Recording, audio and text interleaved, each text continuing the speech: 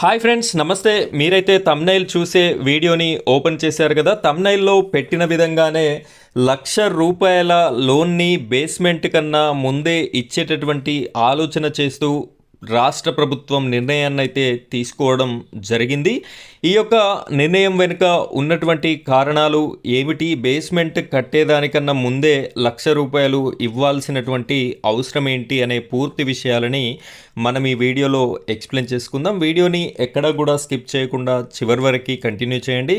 మొదటిసారి కనుక మీరు మన ఛానల్ని చూస్తున్నట్టయితే ఖచ్చితంగా మన ఛానల్ని సబ్స్క్రైబ్ చేసుకోండి. పక్కన బెల్ ఐకాన్ ఉంటుంది, దానిపైన ట్యాప్ చేసి ఆల్ అని సెలెక్ట్ చేసుకోండి. ఇప్పుడైతే మనం వీడియో టాపిక్లోకి వెళ్ళిపోదాం.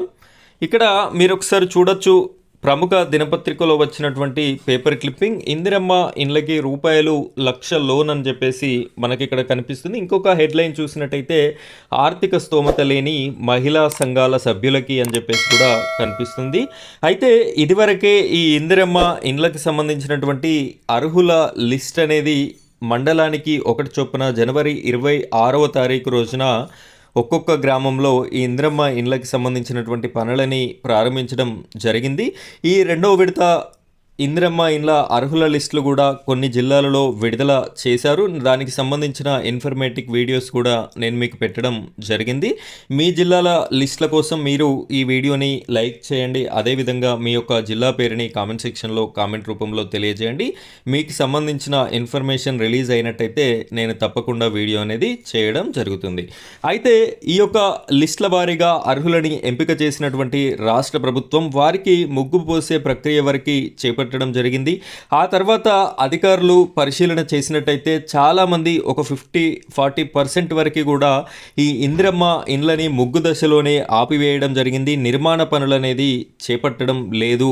దీనికి కారణం ఏమిటి అని లోతుగా విచారించినటువంటి అధికారులు తెలుసుకున్న కారణం ఏమిటి అంటే వారికి ఆర్థిక స్తోమత లేకపోవడం వల్ల ముందు ఈ యొక్క ప్రభుత్వం ఇచ్చేటటువంటి డబ్బుల మార్గదర్శకాలు ఏ విధంగా ఉన్నాయంటే బేస్మెంట్ కంప్లీట్ అయిన తర్వాత ₹1,00,000, మళ్ళీ దర్వాజా లెవెల్కి మరొక 1,00,000, ఈ విధంగా స్లాబ్ లెవెల్, కిటికీ లెవెల్, ఈ విధంగా స్లాబ్స్ని అయితే నిర్మించడం జరిగింది.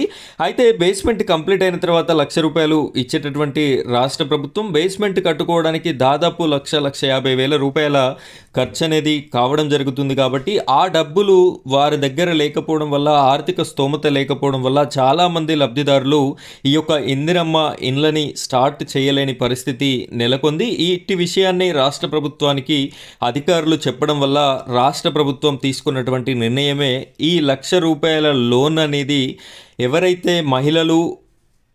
మహిళా సంఘాలు, వెలుగు సంఘాలు ఉంటాయి కదా, వాటిలో సభ్యులై ఉన్నట్టయితే ఆ సభ్యులకి ₹1,00,000 లోన్ని ఇవ్వాలి అని చెప్పేసి రాష్ట్ర ప్రభుత్వం నిర్ణయం అయితే తీసుకోవడం జరిగింది. ఎవరైతే సభ్యురాలై ఉండి ఈ ఇందిరమ్మ లబ్ధిదారుల లిస్టులో వారి పేరు ఉన్నట్టయితే వారికి ఈ వెలుగు సంఘాలు, మహిళా సంఘాల ద్వారానే ఒక ₹1,00,000 లోన్ని బేస్మెంట్ కన్నా ముందే ఇచ్చేటటువంటి ప్రణాళికని రాష్ట్ర ప్రభుత్వం అయితే చేయడం జరుగుతుంది. ఈ ₹1,00,000 లోన్తో బేస్మెంట్ని కంప్లీట్ చేసుకోవచ్చు.